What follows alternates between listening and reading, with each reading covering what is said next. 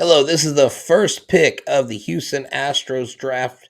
Number 28 of the first round was Drew Gilbert. I brought in Lindsay Crosby. We're going to look at an interview I did with him telling us why the Astros fans should be excited about this 5'9 phenom left-hander out of Tennessee. Let's talk about this pick next. Hello and welcome to Locked On Astros, your daily Astros podcast. Here are your hosts, Eric the Man Heisman and Brett Htown Wheelhouse Chansey.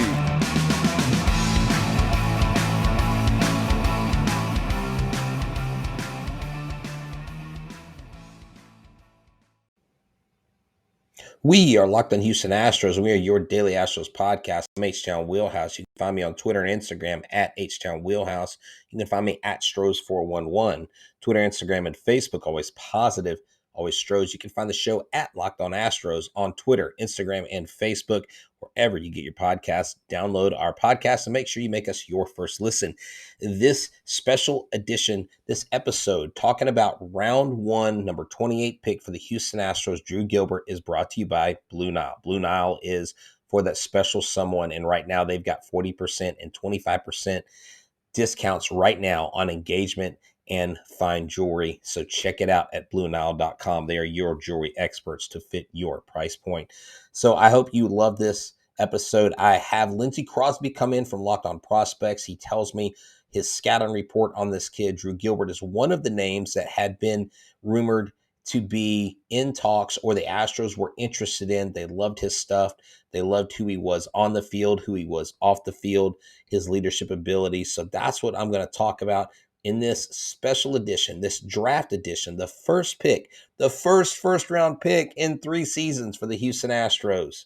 That's right, Drew Gilbert. So check out, let's watch this interview I have with Lindsay Crosby, giving you details you need to know about a future Houston Astro.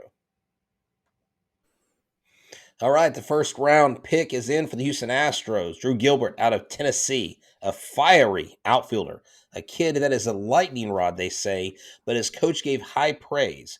One of the cool things, Lindsay, they had kids from the Valley Little League teams come and announce the Astros pick. I thought that was a great nod from the Houston Astros, and they've been doing some work. I'll talk about that on more episodes coming up this week. But Lindsay's here to talk about this draft pick. Lindsay, what excites you about this kid, Drew Gilbert? All right, so okay, here's the thing about Drew Gilbert. He is 5'9", 185. If Drew Gilbert was 6 foot tall, he goes 15 picks earlier. I mean, just completely honest. Part of the reason he's still available is teams are like, yeah, he's 5'9", he's a short king.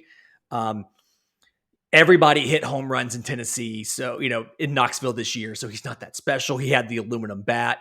But when you watch what he actually did, stats in the SEC, which has been, I've talked to about 4 or 5 different SEC coaches, and they've all kind of consensus said, number one conference in amateur baseball. 362, 455, 673 was the slash line. Okay? Not bad. 11 home runs. He only stole 4 bases, but honestly, I think part of that is Tennessee hit so many home runs and had such a great offense, you didn't have to steal. I mean, you just, right. They drove you in anyway. But so the thing that I like, all right, so kind of some of the highlights I like about Drew Gilbert is walks and strikeouts are practically even. So really good at controlling the zone. It's very rare to see him chase out of the zone. He's going to make you throw him strikes. And then he doesn't really have any big weaknesses over any specific pitches. So his numbers are all kind of similar, whether it's a fastball, a changeup, a curveball. He can hit everything, and he doesn't have anything that just ruins him. He can do it all. Now, obviously, batting lefty, there's things you have to worry about as far as, what does a cutter look like, to a lefty and things like that. But for the most part, he's pretty good against all the different pitch types. And then most of his power is pull side when you watch it in games in the SEC. But I think that he can hit to left center as well. He's going to be able to put the ball to all fields. I don't know how much more the power is going to grow. I've kind of got it graded about 50 overall now. I think you'll end up looking at, 15 to 20 home runs.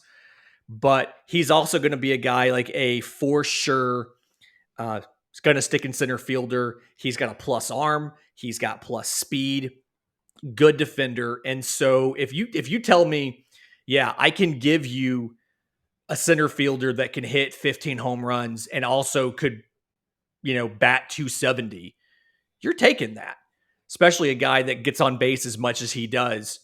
I think I think the reason that people were down on him was his height, the assumption that he doesn't have any more physical development left, and the fact that so many of his teammates crushed home runs that they assumed it had to be something about the ballpark and the bats, which I've got my own theory about what they did to the bats, but I think a lot of this is going to translate over to the wood bat. And they actually played a midweek game in a minor league baseball stadium with wood bats. And I believe he either had a home run or he had one that was real close, and they lost that game in a low scoring affair. So the power is real. The contact ability is real. I love the kid. Character wise, he's like one of the leaders of the team, even though he's only a junior. They love him in the clubhouse. Think you got a great pick for your first round pick. Yeah, he seems personality wise too. And I know people are like, well, I don't care about personality. I want to know if this kid's talented. But we Nope, know that, matters. the Astros have lost guys like Springer and Correa, big clubhouse personalities. And anytime the Astros have struggled this year, it's always like, well, we don't have Springer, we don't have Correa. And I'm like, well, but this team's bigger than that. And you got guys like Jordan Alvarez who's just crushing the league, but he's not your leader in the clubhouse. He's your silent leader. Yeah. Michael Brantley, he's your veteran guy. Bregman, he's just your guy that's going to go every day. And this Drew Gilbert kind of comes across to me more like an Alex Bregman, Carlos Correa type, put the team on my back.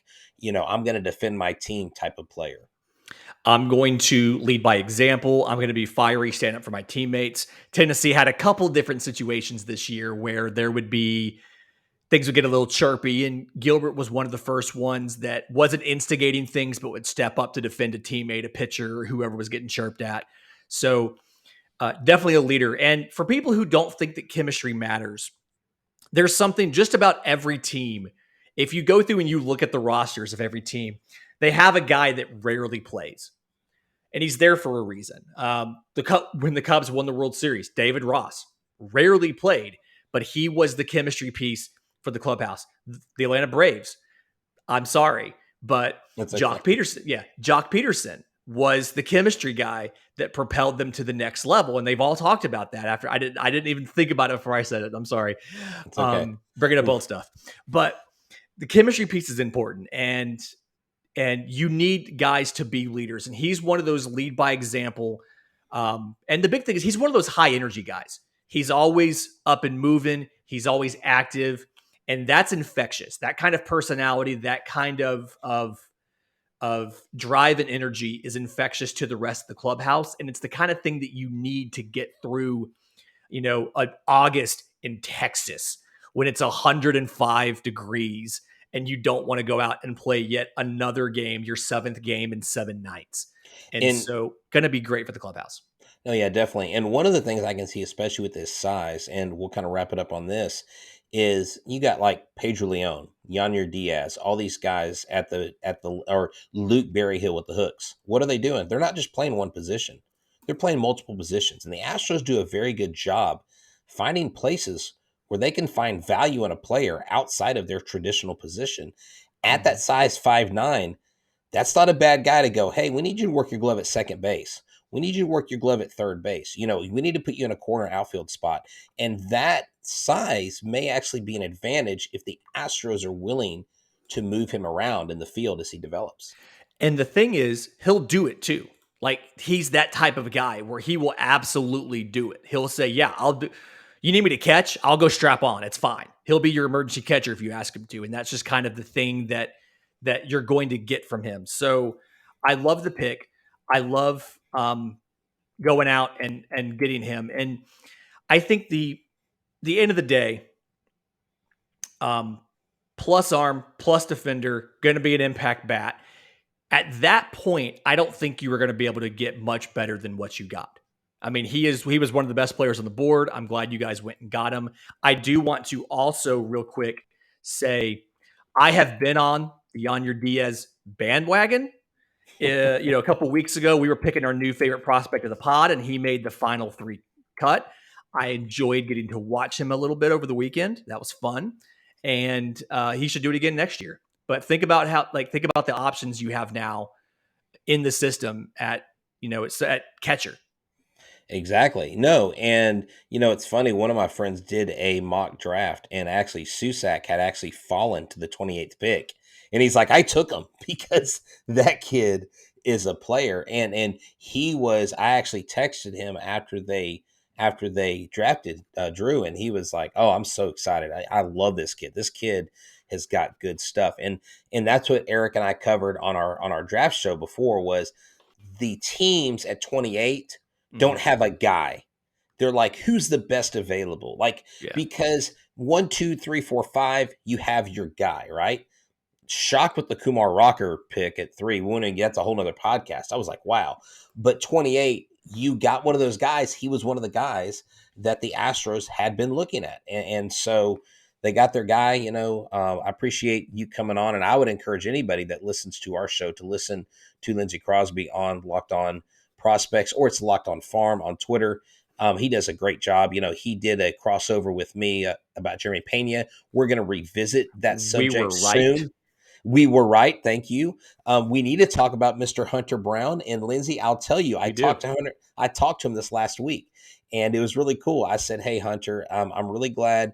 I'm really excited for you getting to throw in the futures game." And he said, "I really appreciate it. It's an honor, but I really wish I was pitching at Minute Maid Park." And I said, "Well, let me tell you, everybody in Astros Nation has 5 different ways to get you on the playoff roster, and we see you in the playoffs." He said, "Let's just hope the Astros see it that way."